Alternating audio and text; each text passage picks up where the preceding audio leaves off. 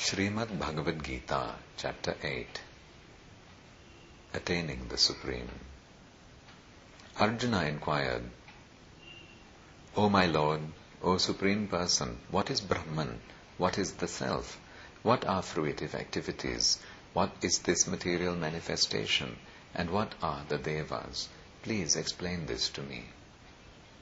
Who is the Lord of sacrifice, and how does he live in the body, O Madhusudana?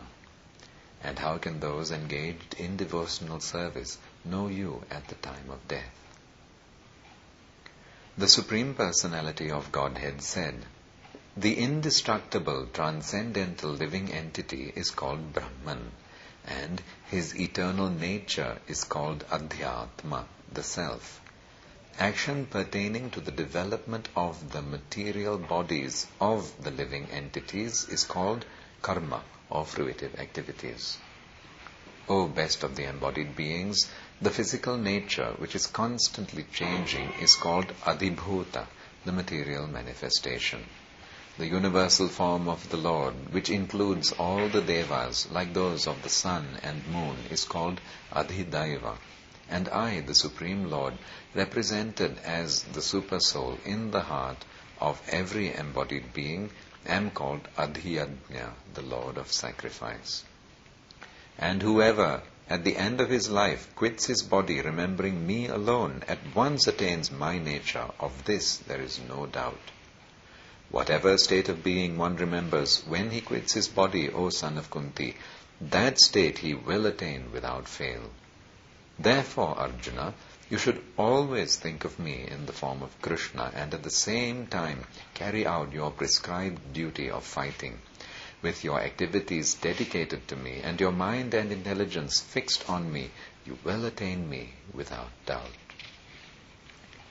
He who meditates on me as the Supreme Personality of Godhead, his mind constantly engaged in remembering me, undeviated from the path, he, O Partha, is sure to reach me. One should meditate upon the Supreme Person as the one who knows everything, as he who is the oldest, who is the controller, who is smaller than the smallest, who is the maintainer of everything, who is beyond all material conception, who is inconceivable and who is always a person. He is luminous like the sun, and he is transcendental beyond this material nature. One who, at the time of death, fixes his life air between the eyebrows and, by the strength of yoga, with an undeviating mind, engages himself in remembering the Supreme Lord in full devotion, will certainly attain to the Supreme Personality of Godhead. Persons who are learned in the Vedas, who utter Omkara, and who are great sages in the renounced order, enter into Brahman.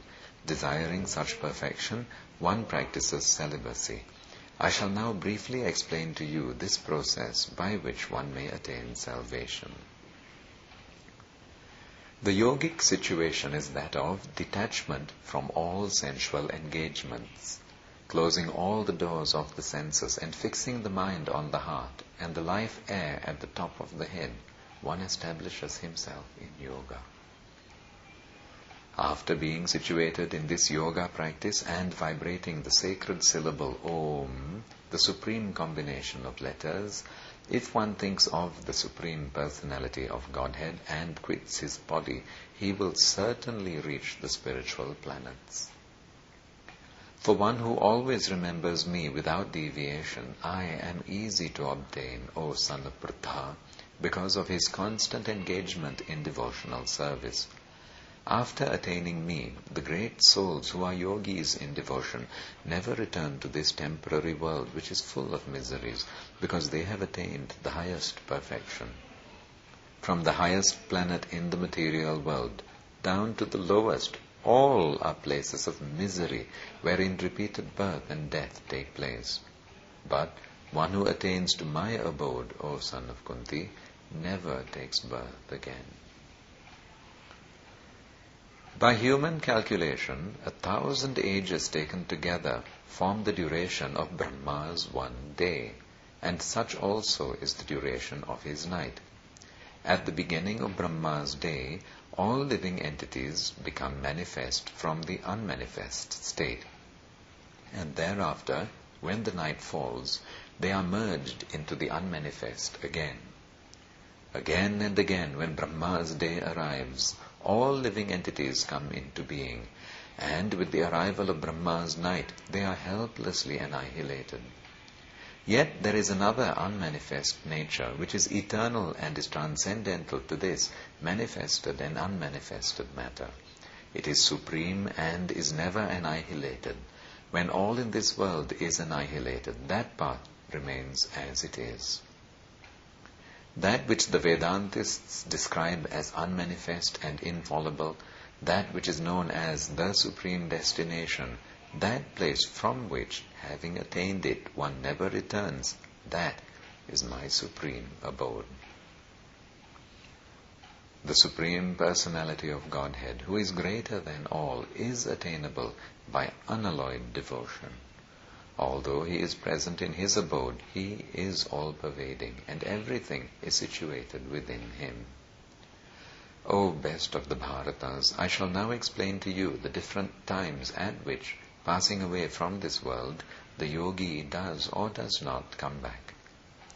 Those who know the Supreme Brahman attain that Supreme by passing away from the world during the influence of the fiery God, in the light, at an auspicious moment of the day, during the fortnight of the waxing moon, or during the 6 months when the sun travels in the north.